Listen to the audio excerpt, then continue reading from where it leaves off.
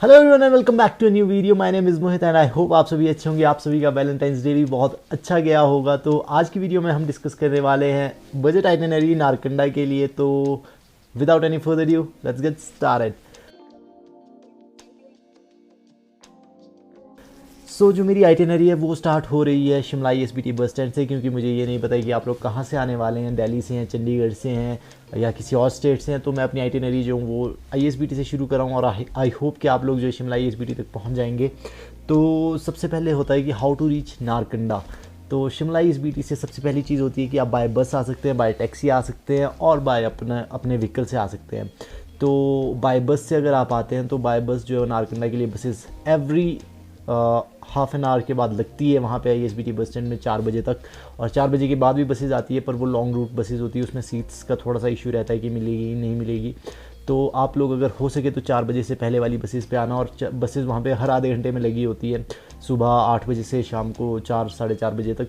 तो बस का जो फेयर है वो अराउंड 150 160 170 इतने के करीब रहता है, ज़्यादा महंगा नहीं होता है। और ये अराउंड 3 आवर्स लेती है शिमला एसबीटी से नारकंडा के मेन बस स्टैंड तक पहुँचने में।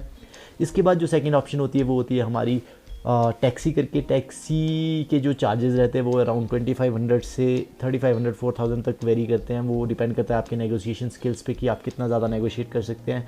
तो इसको हम लेके चलते हैं कि आप अराउंड 3000 तक इसका पे करेंगे नारकंडा का। वैसे 2500 में भी हो जाता है, पर कई बार जो है वो सीज़न टाइम पे ऐसा नहीं हो पाता है। तो येस। और तीसरी चीज़ जो होती है वो होती है बाय योर ओन व्हीकल, जो कि मैं रिकमेंड करूँगा कि हो सके तो आप अपने व्हीकल से आइए, क्योंकि उसमें एक्सप्लोर आप अच्छे से कर सकते हैं और जहाँ चाहते हैं वहाँ रुक के अपनी फ़ोटोज़ खिंचवा सकते हैं। तो अपने व्हीकल का फ़ायदा ही होता है।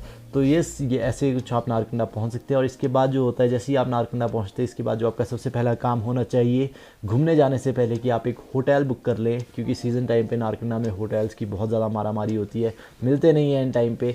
तो आप लोग जो है वो होटल ज़रूर बुक कर ले जैसे ही आते हैं। तो होटल्स जो यहाँ पे होटल रूम्स या होम स्टेज़ आप जिसे कह सकते हैं, उसके जो रूम्स है वो स्टार्ट होते हैं अराउंड 1200 रुपये से।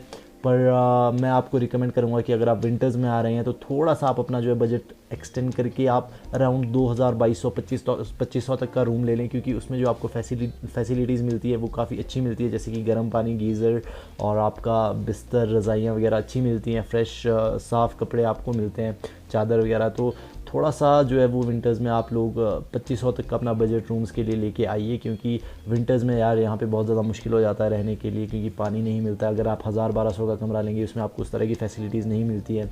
कई बार हीटर्स भी छोटे छोटे मिलते हैं जिसका कोई काम नहीं होता है। तो अगर आप थोड़ा सा अगर एक्सटेंड करके 2500 तक का कमरा लेते हैं तो आपको उसमें हर चीज़ अवेलेबल हो जाती है। और इसके बाद अगर आपने महंगा रूम लेना है तो यहाँ पे 6-7 हज़ार के भी रूम्स मिलते हैं, जिसमें कि ज़्यादा अच्छी फैसिलिटीज़ होती है, और 1000 1200 तक के भी रूम्स मिल जाते हैं, पर उसमें आपको ज़्यादा कुछ आप उससे एक्सपेक्ट नहीं कर सकते। इसके बाद जो बात आती है वो आती है हमारे फूड की, कि जो खाना है वो कैसा यहाँ पे मिलता है। तो खाना यहाँ पे आपको दोनों तरह का मिल जाएगा, ढाबे भी यहाँ पे मिल जाते हैं, रेस्टोरेंट्स भी यहाँ पे अच्छे अच्छे मिल जाते हैं। तो खाना आपको डिसेंट जो एक रेट होता है उस पर मिलता है, ज़्यादा महंगा नहीं है एज़ कम्पेयर टू जैसे मनाली में है या फिर कहीं और पे आप अगर रेस्टोरेंट में जाइए तो बहुत ही ज़्यादा खर्चा हो जाता है।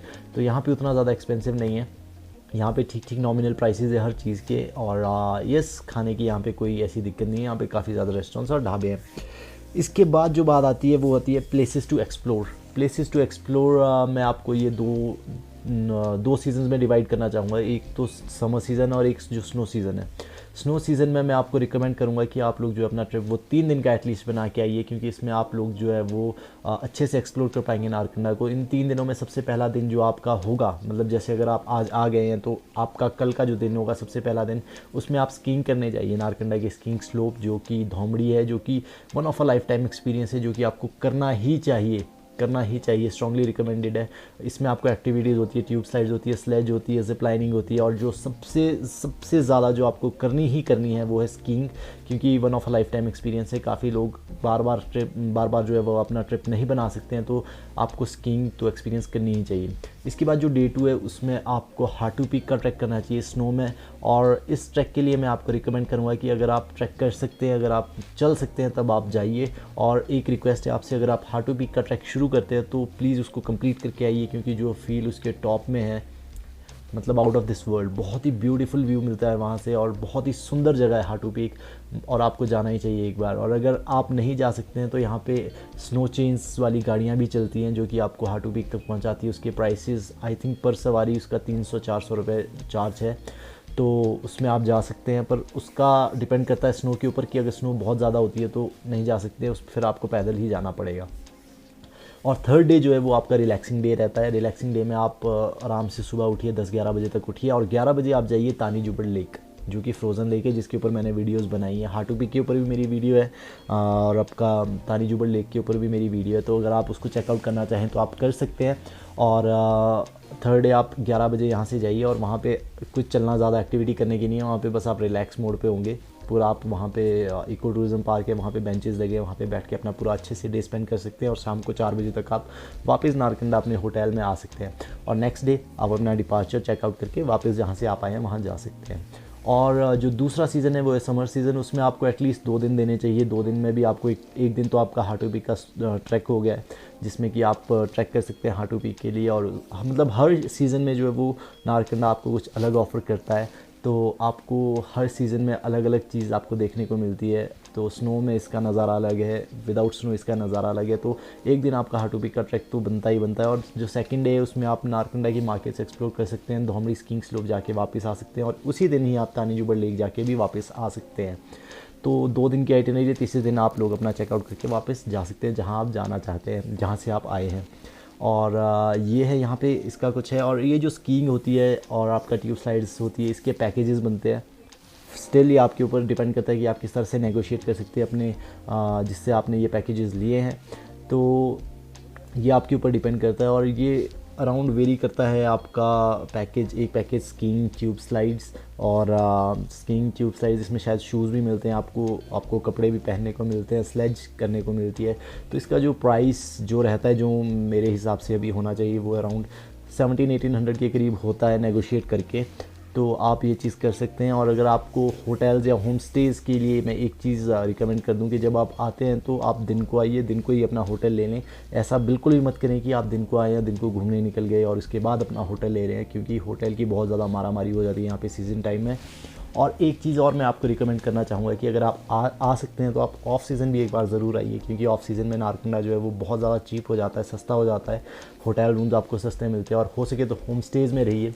होम स्टेज़ में रहने के बाद आप एक चीज़ और कर सकते हैं कि जो आपका होस्ट है उसको आप रिक्वेस्ट कर सकते हैं कि आप हमें लोकल फूड जो है वो टेस्ट करवाइए। तो लोकल फूड जो है वो नारकंडा का बहुत ज़्यादा मतलब फेमस है यहाँ पे पूरे नॉर्थ इंडिया में। सिड्डू घी हो गया, पतीड़ हो गया, बबरू हो गया और गुच्छी की सब्ज़ी, मतलब बहुत सारी चीज़ें जो आप एक्सप्लोर कर सकते हैं यहाँ पे। तो वो चीज़ आप रिक्वेस्ट कीजिए। आप एप्पल ऑर्चर्ड्स में घूमने के लिए परमिशन ले सकते हैं उनके। तो यस, आपको नेचर के साथ कनेक्ट होने को मौका मिलता है और आप लोग यहाँ का कल्चर भी समझ सकते हैं। तो यही है कुछ आइटिनरी नारकंडा की। बहुत ज़्यादा हाई फाई आइटिनरी नहीं है और बहुत ज़्यादा एक्सपेंसिव नहीं होता है यार। अगर आप बस से आ सकते हैं, बस से यहाँ आने में कोई प्रॉब्लम नहीं है, पूरा नेशनल हाईवे है। अगर आपको बसेस में दिक्कत है, तबीयत आपकी ख़राब होती है, तभी आप व्हीकल या टैक्सी लीजिए। बाकी बसेस बहुत अच्छी चलती है यहाँ पे और आपको 2.5-3 घंटे में नारकंडा पहुँचा देती है। टैक्सीज़ वगैरह में थोड़ा सा एक्सपेंसिव रहता है, तो इसलिए मैं आपको ये ज़्यादा रिकमेंड नहीं करूँगा। तो इसका जो टोटल खर्चा मेरे हिसाब से रहता है पर डे का नारकंडा का रहने और खाने पीने के साथ, वो अराउंड आपको 1600-1700 का पड़ जाता है। 1600-1700 का अगर आप 2 लोग हैं तो अराउंड आपका 2500 में दोनों का हो जाता है, इंक्लूडिंग फूड। ऑफ सीज़न में और सीज़न में अराउंड 3000 में आपका हो जाता है सब कुछ, इंक्लूडिंग फूड पूरे दिन का।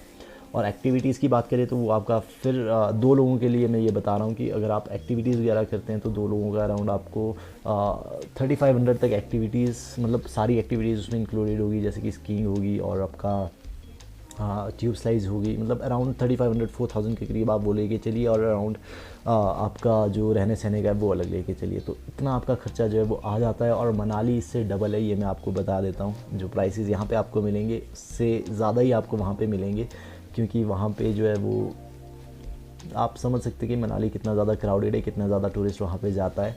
तो यस, इस वीडियो में बस यही आपके साथ शेयर करना था मुझे। और आई होप आपको जो है वीडियो इन्फॉर्मेटिव लगी होगी, और अगर लगी है तो वीडियो को लाइक ज़रूर कर लेना, चैनल को सब्सक्राइब ज़रूर कर लेना और बेल आइकन को ज़रूर दबा देना। तो मैं मिलता हूँ आपको अगली किसी ऐसी वीडियो में। Till then enjoy yourself. This is Mohit Kanwar signing of.